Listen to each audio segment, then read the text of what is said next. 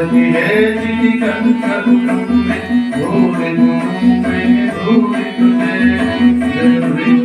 मैंने भूल तुझे जय जय है महिषासुरमर्दिनी नंद गवस्तिनि जय तुझे नंद गवस्तिनि जय तुझे नंद गवस्तिनि जय तुझे।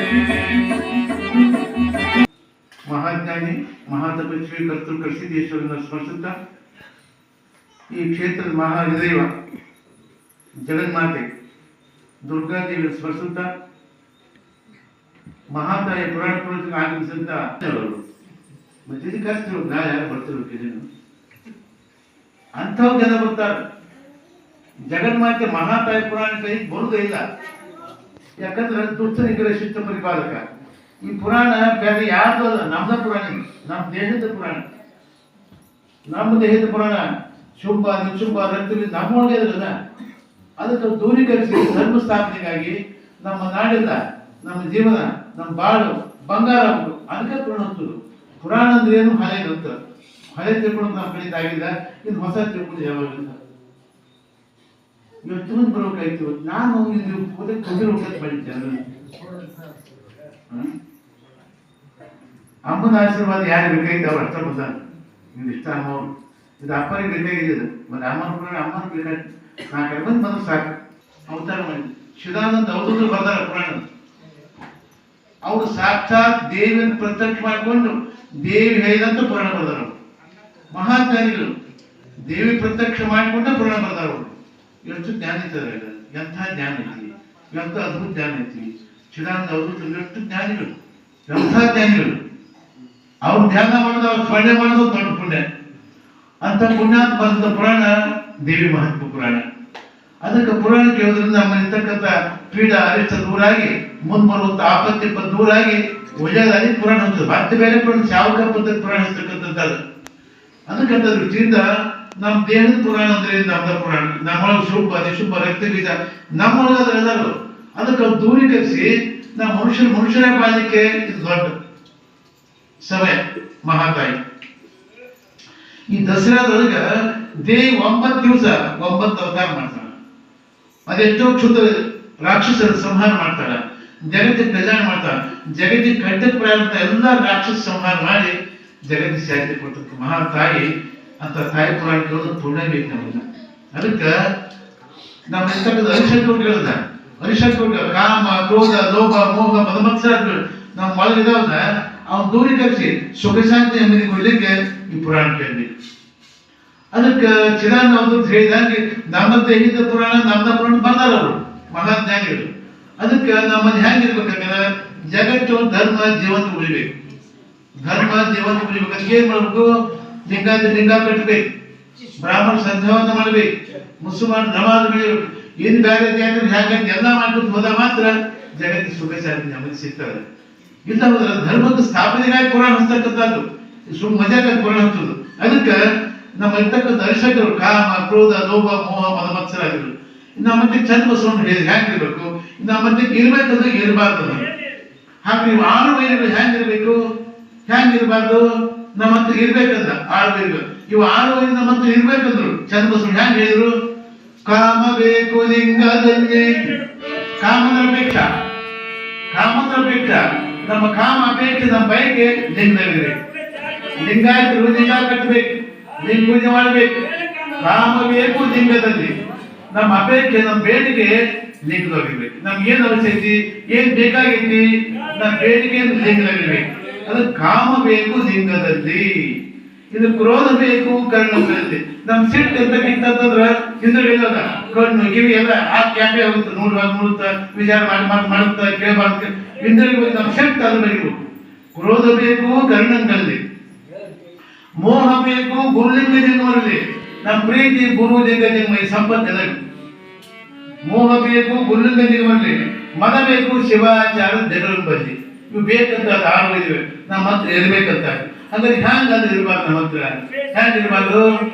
ಕಾಮ ಬೇಡ ಪರಸ್ತ್ರೀಯರಲ್ಲಿ, ಕ್ರೋಧ ಬೇಡ ಕರ್ಣಂಗ ಗುರುವಿನಲ್ಲಿ, ಮೋಹ ಬೇಡ ತನು ಮನಧನಗಳಲ್ಲಿ, ಮದ ಬೇಡ ಶಿವಭಕ್ತರಲ್ಲಿ, ಮತ್ಸರ ಬೇಗ ಸಕಲ ಪ್ರಾಣಿಗಳೆಲ್ಲರಲ್ಲಿ ಇಂತಿ ಷಟ್ಗುಣ ನರಿದು ನಡೆಯ ಬದಲಾತನೆ ನಮ್ಮ ಕೂಡಲ ಚಂದ ಸಂಗ್ರಹದ ಅಚ್ಚ ಶರಣ ಇರ್ಬೇಕಂತ ಇರ್ಬಾರ್ದಂದ್ರೆ ಇವು 6 ಮಿನಿಟ್ ಹ್ಯಾಂಗಿರ್ಬೇಕು ಹ್ಯಾಂಗಿರ್ಬಾರ್ದು ಭಾಳ ಚಂದ ಯೋಚನೆ ಚಂದ ಭಾಳ ಚಂದ ಯೋಚನೆ ಅದಕ್ಕೆ ನಾವು ಕೂಡ ನಮ್ಮ ಜೀವನದೊಳಗೆ ಏನಾದ್ರು ಸಮಾಜಕ್ಕೆ ನಾಡಿಗೆ ದೇಶಕ್ಕೆ ಏನಾದ್ರು ಮಾಡ್ಬೇಕು ಏನ್ ಮಾಡಿದ್ರಲ್ಲ ನಾವು ಏನ್ ಮಾಡಿರೋದು ಬಸವಣ್ಣ ಅಂತ ಪ್ರಶ್ನೆ ಮಾಡಿದ ಹುಟ್ಟಿದ್ವಿ ಯಾಕ ಸಾಯಕ ಯಾಕೆ ಸಾಯಕ ಹುಟ್ಟಕ್ಕೆ ಇಷ್ಟ ನಮ್ಮ ಕೆಲಸ ಆಗ್ಬಾರ್ದು ಹುಟ್ಟಿದ ಮೇಲೆ ಏನಾದ್ರು ಒಳ್ಳೆ ಕೆಲಸ ಮಾಡು ನಾಡಿಗೆ ಸಮಾಜಕ್ಕೆ ದೇಶಕ್ಕೆ ದೀನಕ್ಕೆ ಬಡವರಿಗೆ ಧರ್ಮಕ್ಕೆ ಏನಾದ್ರು ಒಳ್ಳೆ ಕೆಲಸ ಮಾಡಿ ಆದ್ರೆ ನಾವು ಹುಟ್ಟಿದ ಸಾಧ್ಯವಾಗ್ತದೆ ಅದಕ್ಕೆ ನಾವು ಎಲ್ಲಿ ಬಂದೀವಿ ಈಗ ನೆರೆಗೆನ್ನೆಗೆ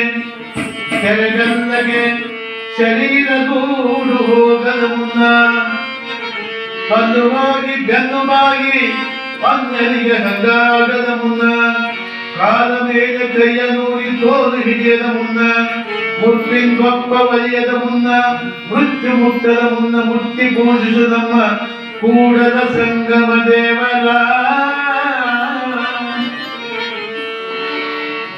ಈಗ ಎಲ್ಲಿ ಬಂದಿ ನಾವು ಏನ್ ಮಾಡಿದ್ವಾ ಹಂಗ ಹುಟ್ಟಿ ಹಂಗ ಎಲ್ಲಿ ಬಂದೀಗ ಕಪಾಲ ಮಂದಿ ಹೊಡೆದವು ನೆರೆಗೆ ಕೆರೆಗಲ್ಲಾಗಿ ಹೊದ ಬಿದ್ದ ಕಪಾಲ ಸಿಡ್ಕೊಂಡತಿ ದೇಹ ಮುಂದೆಗೈತಿ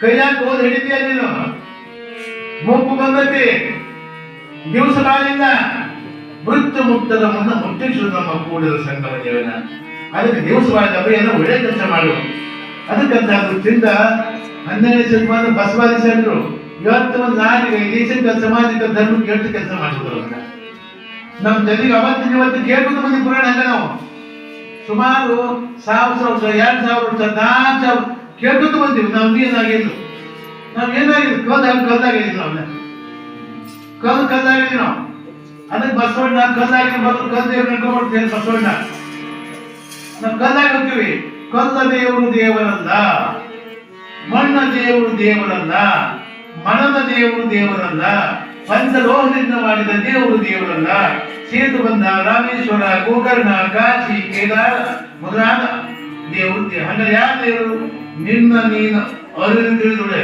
ಕಷ್ಟ ಬಂದು ದೈಸಲ್ ನೀನೇ ಇದು ಅಪ್ರಮಾಣ ಕೂಡ್ತದೆ ನೀ ಯಾಕೆ ದೇವರು ನೀನೇ ದೇವರಕ್ಕೆ ಪಾತ್ರ ಮಹಾತಾಯಿ ಎಂಥ ದುಷ್ಟಶಕ್ತಿಯನ್ನು ಸಂಹಾರ ಮಾಡಿದ್ದು ಶುಂಭನ ಬರೀ ರಕ್ತ ಬೀಜ ಸಂಹಾರ ಮಾಡಿ ಬಾ ತೊಂದ್ರೆ ತಮ್ಮನಿಗೆ ಮನೆಗೆ ರಕ್ತ ಬಾ ತೊಂದ್ರೆ ಶಿವನ ಹತ್ರ ಹೋದ್ರು ಸ್ವಾಮಿ ಅವ್ರು ಬಿಡಕ್ಕಾಗಲ್ಲ ಏನ್ ಮಾಡಿದ್ರೆ ಶಿವನ ಹತ್ರ ಹೋದದ್ದು ಮಹಾತಾಯಿ ದೇವಿ ಆತ ರಕ್ತ ಬೀಜ ಒಬ್ಬ ಗುರುವಿಂದ ದೀಕ್ಷೆ ಹೊಂದಿನವ ನೀನು ಮತ್ತೊಂದು ದೀಕ್ಷೆ ಹೊಂದಿ ಹೋಗು ಬಡಿ ಶಕ್ತಿ ಬಂದಂತ ಹೇಳಿದ ಮತ್ ಗುರುವಿನಿಂದ ದೀಕ್ಷೆ ಹೊಂದಿ ಮಹಾಕಾಳಿಯಾಗಿ ಭದ್ರಕಾಳಿಯಾಗಿ ಹೋಗ್ತಾಳೆ ಅವ್ರು ಒಂದು ಹನಿ ನೆನಪು ಬಿದ್ದಾದ್ರು 1000 ಮಂದಿ ಹುಡ್ತಾರೆ ಇಂಥ ಶಕ್ತಿ ರಕ್ತ ಬೀಜ ಶಕ್ತಿ ಒಂಥ ಶಕ್ತಿ ರಕ್ತ ಬೀಜ ಶಕ್ತಿ ಅಂತ ಒಂದ್ ಹನಿ ನೆನಪು ಬಿದ್ದ ರಕ್ತ 1000 ಮಂದಿ ನೆನಪಿರ್ತಾರೆ ಇನ್ನು ಬರೀದೆ ಅವಾಗ ಎಷ್ಟು ಮಂದಿ ಹೊಳಿತೀರಿ ನೀವು ಮುಂದೆ ದೇವಿ ಶಿವದಿಂದ ಆಫೀಸ್ ಒಂದು ಬಂದ್ಮೇಲೆ ದೀಕ್ಷಾ ಒಂದು ಬಂದ್ಮೇಲೆ ಅಲ್ಲಿ ಒಂದು ಹನಿ ಕಾಯಿ ಬಿಡಿದ್ರೆ ಜಗ್ಗುತ್ತು ಹೋಗ್ತವೆ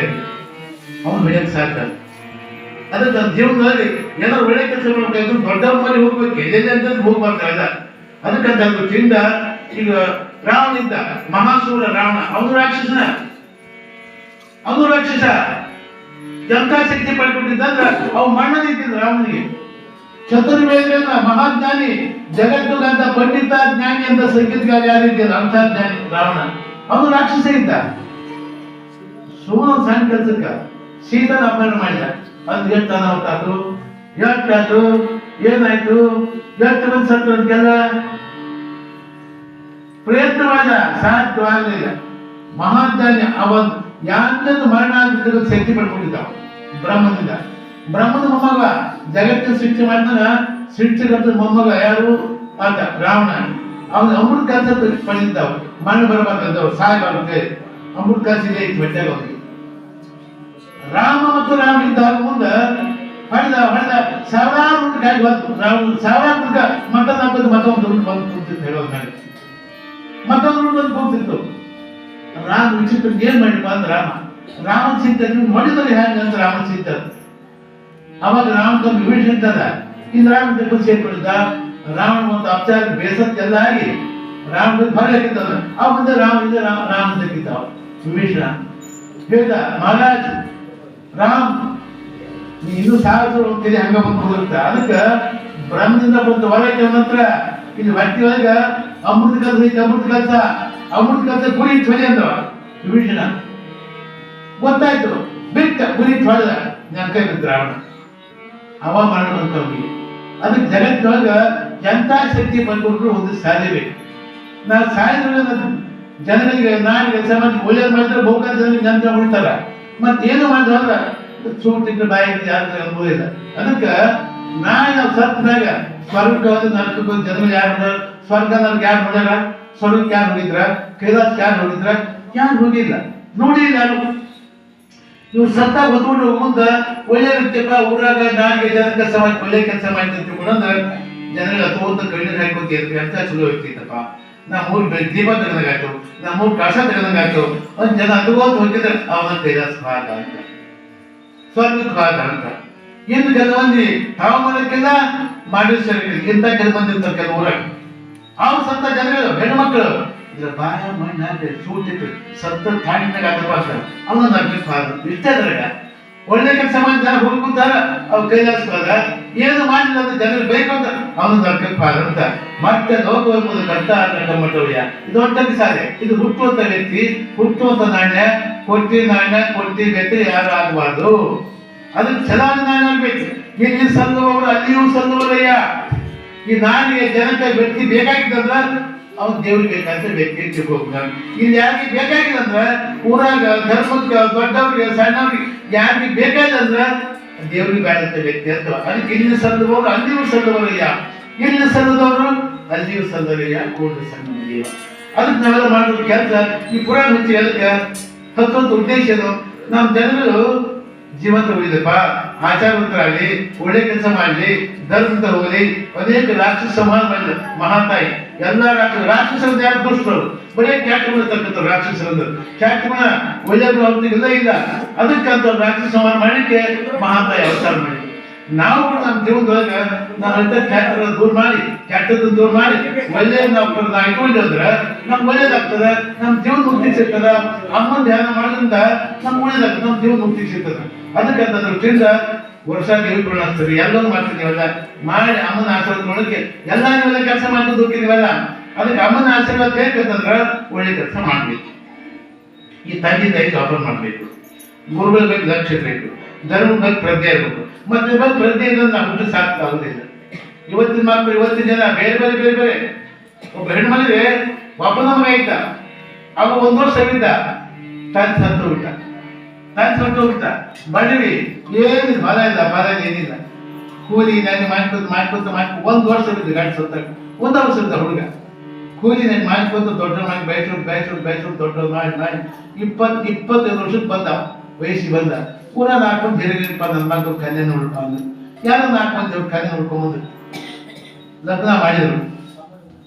ಲಗ್ನ ಮಾಡ್ಕೊಳೋದು ಬಂದು ಮನೆ ಸೊಸೆ ಬಂದಾಗ ಚೊಲೋ ಇದ್ದಂದ್ರೆ ಮನೆ ಬೆಳಿತೈತೆ. ಬಂದ್ ಸೊಸಿ ಮನೇನ ಹೊಸಕಿದ್ರೆ ಆ ಸೊಸಿ ಮನೆ ಹೊಸಕಿದ್ರೆ ಮನೆ ಹಾಕೋದು ಕುಂತಾರ. 3 ತಿಂಗಳು ಸುಮ್ಮನೆ ಇದ್ದಕ್ಕೆ ಒಂದಿನ ಗಂಟು ಹಿಡಿಯಿಂದ ಕೇಳಿದ್ದು ನಾ ಹೇಳಿದೆ ಕೇಳ್ತಿದ್ದದು. ಮತ್ತೆ ಹೆಂಡತಿ ಮತ್ತೆ ಕೇಳಬೇಕಲ್ಲ ಗಂಡ. ನಾವು ಇದಕ್ಕೆ ಆಟ ಇಲ್ಲ. ಗಂಡು ಮಕ್ಕಳು ನಡೀತು ಹೊತ್ತು ಗಂಡು ಮಕ್ಕಳು ನಡೀತು. ಗಂಡು ಮಕ್ಕಳು ಏನ್ ಸರಿ ಸುಮ್ಮನೆ ಹೇಳಬೇಕು, ಹೆಸರು ಗಂಡು ಮಕ್ಕಳು. ನನ್ನ ಮಾತು ಕೇಳ್ತಿದ್ದ ಏನಂದ ಕೇಳ್ತಿದ್ದು ಹೇಳಂದ್ರೆ ಮತ್ತೆ ಕೇಳಿ ಬಿಟ್ಟು ತಾವು ಗಾಳಿ ಬಿಟ್ಕೊಂಡಂದ ಏನು ಹೇಳಂತವ ನಿಮ್ಮ ಮನೆ ಬಿಟ್ಟು ಹೊರಗಾಗಿ ಬಿಟ್ಟಿದ್ದಕ್ಕಿಲ್ಲ ಅಂತಂದ. ಬಾಯ ಮಣ್ಣಾಕ ನಮ್ಮ ಅಪ್ಪ ಸತ್ತ ನಾ 1 ವರ್ಷ ಇದ್ದ. ನಮ್ಮ ಸತ್ತ ವಾಪಸ್ ಮಾಡಲ್ಲ ಹೋಗಂದ ಮತ್ತೆ ಬಿಟ್ಲಿ. ಹೆಣ್ಮಕ್ಳು ಸೂಕ್ಷ್ಮ ಅಂದ್ರೆ ತನ್ನ ಮಾಡಿದ್ರಿ ಬಿಟ್ಟರು ಗಾಯ ಬಾಯ ಸೇರಿ ಬಿಟ್ಟರು ಹೋಗಿ ಬಚ್ಚಾಗಿ ಹೋಗಿಬಿಟ್ರಿ. ಇವಾಗ ನಮ್ಮವ್ವ 90 ವರ್ಷ ಆಗ್ಯಾವು. ಮತ್ತೆ ನನ್ನ ಮುಖ್ಯತಿ ಅಂತ ವಿಚಾರ ಮಾಡಿದ್ರು. ನಮ್ಮವ್ 90 ವರ್ಷ ಈಗ ಏನ್ ಮಾಡಿದ ಓಡೋದು ಬಚ್ಚಾಗಿ ಬಾ ಬಂದು ಹೇಳಿದ್ರೆ ಮತ್ತೆ ಕರ್ಕೊಂಡ್ಬಂದು ಇಟ್ಟು ಮಾಡಿದವು ಬೇಯವ ಯಾಕೆ ಹಗಲು ರಾತ್ರಿ 90 ವರ್ಷ ಮಂದಿ ಬರೀ ಮಗನ ಚಿಂತೆಗೆ ಹೊಟ್ಟಾಗ ಒಂದು ಚೋಟ ಇರ್ತಾರೆ. ಮಗನ ಮಕ್ಕಳು ಒಂದು ಚೋಟ ಇರ್ತಾರೆ ಹೊಟ್ಟಾಗ. ತಾಯಿ 9 ದಿನ ಹೊಟ್ಟ ಇಟ್ಕೊಂಡು ಬಂದ ಮ್ಯಾಗ ಆ ಹುಟ್ಟಿದ ಕೂಡ ಕಣ್ಣ ಇಟ್ಟು ಜಪಾನ್ ಮಾಡಿ 6 ತಿಂಗಳ 3 ತಿಂಗಳ 9 ತಿಂಗಳ ವರ್ಷ 2 ವರ್ಷ ಇವ್ ಮಗ ಏನ್ ಬಟ್ ಮಾಡಿ ನಾ ತೋರ್ಸಕ್ಕೆ ಎಲ್ಲ ಕೊಡ್ಸ ತಾಯಿ ಉಕ್ಕಾರ ಸಾಡ್ದ ದೊಡ್ಡ ಉಕ್ಕಾರ. ಯಾಕಪ್ಪ ನಮ್ಮ ನಿಮ್ಮ ಮನೆ ಬಿಟ್ಟು ಹೊರ ಹೋಗಲ್ಲ. ಆದ್ರೆ ನೀವು ಚಂದ್ರ ಬಂದ, ನೀವು ಚಂದ್ರ ಚಲೋ ಬಂದ ಹೇಳಿ ಆಕೆ ಮನೆಗೆ ಹೊರಗೋಗ್ಬಿಟ್ಟು ನಾವು ಮನೆಗೆ ಇವ್ರ ಮನೆಗೆ ಊಟ ಮಾಡಿ ಬಂದರೆ ಬಾಗಿಲ ಮಕ್ಕೊಂತಿತ್ತು ತಾಯಿ ಹಿಂಗಾವ್ ಕೆಲಸ ಮತ್ತೊಂದು ನೋಡ್ತಿಲ್ಲ ಮತ್ತೆ ಜಗ ತಂದಕ್ಕೆ ನಾ ಹೇಳಿದ್ರೆ ಕೇಳ್ತಿರೋದು ಮತ್ತೆ ಏನು ಹೇಳೋದು ಹೇಳ್ತೀನಿ ಹೇಳೋದು ಏನು ಹೇಳೋದು ನಿಮ್ಮ ಒಂದು ಕೊಂದಿಲ್ಲ ದೂರಿದ ಬಾಕಿ ಹೋಗಲ್ಲ ಮತ್ತೆ ಹೊಟ್ಟೆ ಬಿಡ್ತೀವಿ ಅದು ಹೆಣ್ಮಕ್ಳು ಸೂಕ್ಷ್ಮ ಆದ್ರೆ ಈ ಜಗತ್ತಿನಾಟ ನಡೀಲಿ ಹಂಗಂತ ನಡೀದಾಟ ಹಂಗಂತ ಯಾಕಂದ್ರೆ ಗೃಹಿಣಿ ಗೃಹ ಮುಚ್ಚದೆ ಮನೆ ಲಕ್ಷ್ಮದ ಹೆಣ್ಮಕ್ಳು ನೀವ ಸಂಪತ್ತು ಆ ಸಂಪತ್ತು ಆಗ್ತದ ಏನ್ ಮಾಡ್ತದೆ ನೀವೆಲ್ಲ ಹೋಗಿ ಮತ್ತೆ ಬಚ್ಚಾಗಿ ಬಸ್ ಹೊಟ್ಟೆ ಬಿಡ್ತದೆ ಓಡಿ ಹೋಗೋದ ಬಸ್ ಪಾಟ್ ಪಟ್ ಬಂದು ಹೇಳಕ್ಕೆ ಮತ್ತೆ ಕರ್ಕೊಂಡ್ಬಂದು ಮತ್ತೆ ವಾಪಸ್ ರಾತ್ರಿ 2 ಗಂಟೆ ಆಗಿತ್ತು ಪಾಪ ಅಲ್ಲೇ ವಿಶ್ವಬಂದು ಊಟ ಪಕ್ಕೊಂಡಿರ್ತ ಅದು ನಿದ್ದೆ ಇಲ್ಲಲ್ಲ ಬರೇ ಮಗನ ಸಿಗ್ತಿ ಒಬ್ಬನ ಮಗ ಇದ್ದಂತೂ ಭಾಳ ಸಿಗ್ತಾ ಇದ್ವಿ ಅವ್ರು ಕಳ್ಳು ಬಳ್ಳಿ ಅವ್ರ ಹೆಣ್ಮಕ್ಳಿಗೆ ಗೊತ್ತು ಬಂದ ರಾತ್ರಿ ಹೊಚ್ಚಿನಾಗ ನಿದ್ದೆ ಇದ್ದಿರೋದು ಯಪ್ಪ ನನ್ನ ಬಗ್ಗೆ ಇವತ್ತಿನ ಅರ್ಥ ಕಣ್ಣು ಬಂತ ನನ್ನ ಮಗನ ಅಂದ ಗಗ ಅಂತ ಕೈ ಮೇಲೆ ಜರ್ಗ ಹಿಡ್ಕೊಂಡು ಬೈತ ಅತ್ತ ಅತ್ತ ಅತ್ತ ಕಾತ್ ಒಂದು ಹೆಂಡತಿ ಮತ್ತೆ ಕೇಳ್ಬೇಕದ ಕಾತ್ ಮುಗಿಸಿಬಿಟ್ಟ ಕೈಯೆಲ್ಲ ಕೈ ಬಂತು ಆಯ್ತು ಅವಾಗ ಶಾಪ ಕೊಟ್ಟ ತಾಯಿ ಶಾಪ ಕೊಟ್ಟ ಯಪ್ಪ ನನ್ನ ಮಗನ ನಂದು ಆಗೈತೆ ಹೋಗಿದ್ದಪ್ಪ ನೀನು ಚಂದರಿಪ್ಪ ಆ ಕೈಯಲ್ಲಿ ಕೈ ಮೀನ್ಬೋದ 2 ಕಲ್ಲು ಯಪ್ಪ ನನ್ನ ಮಗನ ನಿನ್ನ ತಗ್ಗಿಟ್ಟಿರೋದನ್ನ ಟೈಮ್ ಬಂದು ಉಪಕಾರ ಕೊಟ್ಟು ಬಾಕಿ ಇಟ್ಕೊಂಡ ಸತ್ತು ಹೋಗ್ಬಿಟ್ಟೈತಿ ಪುಕಾರ ಬಂದು ಹಿಡ್ಕೊಂಡು ಹಾಕಿ 4 ಜೈಲಿ ಬಿದ್ದ ಬಂದು ಕೈಗೆ ಅವ್ನು ಕೋಣಿಗೆ ಜಡ್ಜು ತಾಯಿಗಿಂತ ಬಂಧು ಇಲ್ಲ ಹುಟ್ಟಿಗಿಂತ ರುಚಿಲ್ಲ ಜಗತ್ತಿನ ನಿಜವಾದ ಬಂಧು ಅಂದ್ರೆ ತಾಯಿನ ಅಂತ ನಗ್ದವ ಯಾರು ಆ ಕೋರ್ಟ್ ಜಡ್ಜು ಇದಿತ್ತಲ್ಲ ತಾಯಿ ಬಂದ ಅಂತೇಳಿ ಹಿಂದೆ ವಿಚಾರ ಮಾಡಲಿಲ್ಲವ ಗಲ್ದಂತ ಬಂದ್ಬಿಟ್ಟು ಗಲ್ದಂತ ಆಗಿದ್ದಾಗ ಅವ್ನಿಗೆ ಅದು ತಾಯಿ ಸಾಯಿ ಕೊಟ್ಟದ್ದು ಕಳ್ಳು ಇನ್ನು ಬಕ್ಕದಾಗಿತ್ತು ಅವು 2 ಕಾಳು ತಣ್ಣ ಕೈಗೆ ಹಾಕ್ತವು ಕೈಲಾಗ ಯಪ್ಪ ನನ್ನ ಮಕ್ಕಳ ಶಿಕ್ಷೆ ಕೊಡ್ಬೋದ ಯಪ್ಪ ಕೊಡ್ಬೇಡಪ್ಪ ಇಟ್ಟದ ಕೊಡ್ಬೋದಾಗಿತ್ತು ಅಂದ್ರೆ ತಾಯಿ ಕಳಿ ಎಂಥ ಕಳು ತಾಯಿನಿಂದ ಉಪಕಾರವನು ಮರೆಯದಂತು ನಾನು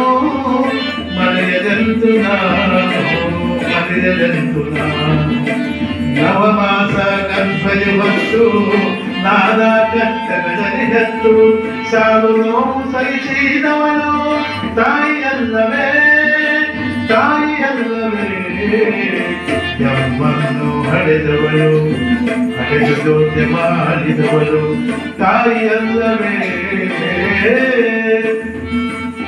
ತಾಯಿ ಉಪಕಾರ ಎಷ್ಟು ಕಡಿಮೆ ಪಟ್ಟ ಒಂದೊಂದು ಚೋಟಿರ್ತೀನಿ ಅವ್ರು ಒಂದೊಂದು ಚೋಟು ಎತ್ತಿಗೆ ಮಟ್ಟ ತಾಯಿ ಮತ್ತು ಉಪಕಾರ ಮಾಡಿ ಬೇಡ ಅದು ಉಪಾಸನೆ ಬೇಡ ಅವಾಗ ಆ ಕಳ್ಳು ತಾಯಿ ಕೊಟ್ಟದ ಕಳ್ಳು ಇಟ್ಟೆಲ್ಲ ಕುಡಿದು ಬೆಳಕತ್ತಿದ್ರು ಅದು ನೋಡಿ ಬೆಳ ಅಂತ ಜಡ್ಜು ಗಲ್ಲ ಬಂತಲ್ಲ ಶಾಂತವಾಗಿ ಹರಿದು ಹಾಕಿ ಬಿಟ್ಟಲ್ಲಿ ಹೋಗಿ ನಮ್ಮನ್ನು ಹಾಳಾಗಂತ ಹೇಳ್ಬಿಟ್ಟು ಅದಕ್ಕೆ ನಾವೆಲ್ಲ ಮನುಷ್ಯರು ಹುಟ್ಟಿದಾಗ ಮನುಷ್ಯಂತ ಯಾಕೆ ಸರ ತಿಳಿದು ಅರ್ತು ನನ್ನ ಮನುಷ್ಯ ಅಂತ ನಿಮಗೆ ಮತ್ತೆ ಹೆಂಗಾದ್ರು ಕುಡಿದ ತಿನ್ನ ಮಜಾ ಮಾಡಿದ ತಂದೆ ಜಾಬ ಮಾಡಿದ ಅತ್ತಂಗಿನ ಸೇರಿಲ್ಲ ಅಂದ್ರೆ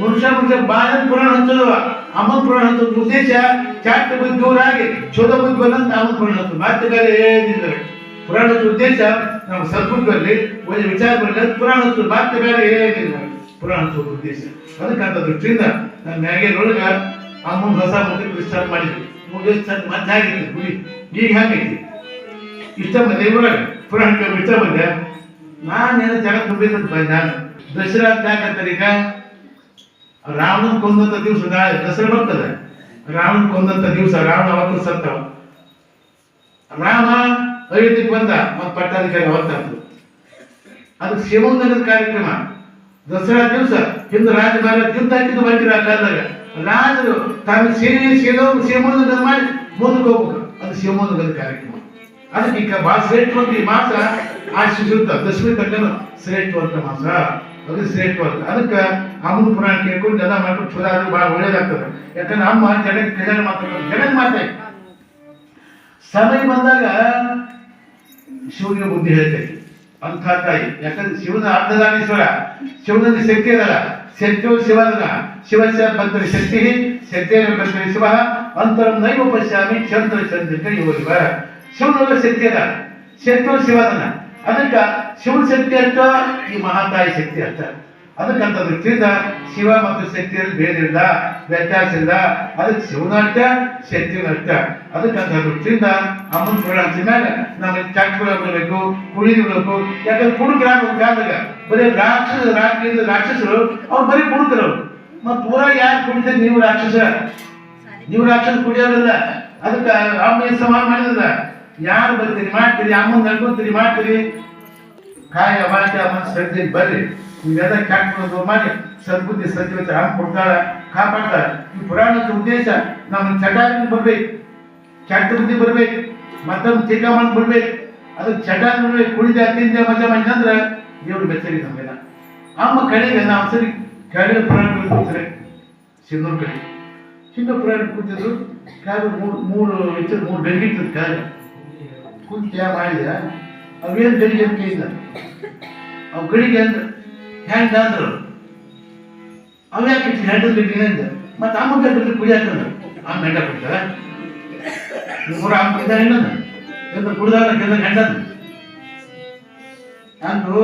ಅಮ್ಮ ಯಾವ ಕುಡ್ದಕ್ಕೆ ಅಜ್ಜಾರ ಗೊತ್ತಿಲ್ಲ ಬಿಡ್ತದ. ಹೋದ್ ಬಂದು ನಾವು ಗೊತ್ತಿಲ್ಲ ಭಾಷೆ ಅಂತ.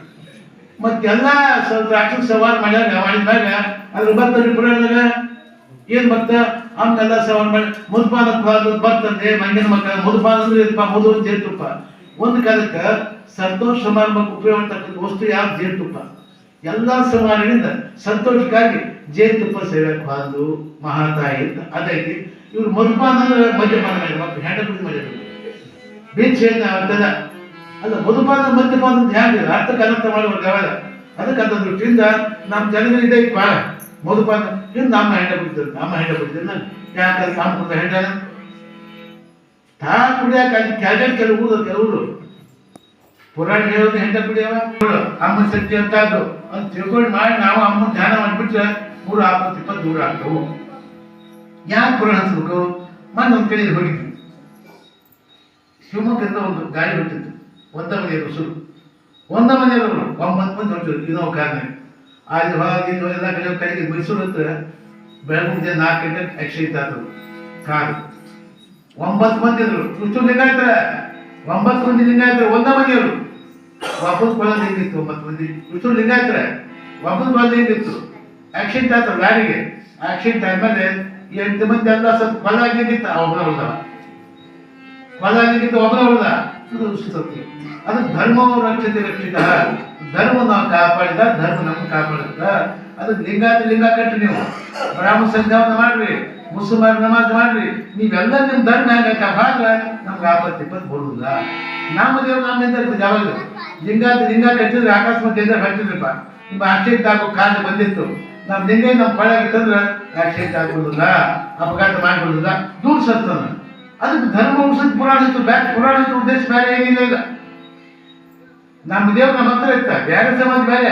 ಅದು ನಮ್ಮ ಲಿಂಗಾಯತ ಸಮಾಜ ಒಳಗ ನಮ್ಮ ದೇವ್ರು ನಮ್ಮಿಂದ ಕುಂತ್ರ ನಿಂತ್ರ ಹೊರಗೆ ಹೋಗು, ಮನೆಗೆ ಹೋಗು, ಊರಿಗೆ ಹೋಗು, ಯಾಕೆ ಹೋಗು, ನಮ್ಮ ದೇವ್ರು ನಮ್ಮ ಹತ್ರ ಇರ್ತದೆ. ನಮ್ಮಿಂದ ನಮ್ಮ ದೇವ್ರು ಎಲ್ಲಿ ಹೊರಗೆ ನಮ್ಮ ಬರುವಂತ ಆಪತ್ತು ದೂರ ಮಾಡಿ ನಮ್ಮ ದೇವ್ರು ನಮ್ಮಿಂದ ಇರ್ತಾನವ. ಅಕ್ಷಿ ಹಾಕಿದ್ರೆ ಹಾವು ಕಟ್ಟಿದ್ರೆ ಮತ್ತು ಏನ್ ಹಾಕಿದ್ರು ಕೂಡ ಅದು ಕಾಪಾಡೋದು ನಮ್ಮಿಂದ ನಮ್ಮ ದೇವ್ರು ಕಟ್ಟಿದ್ರು.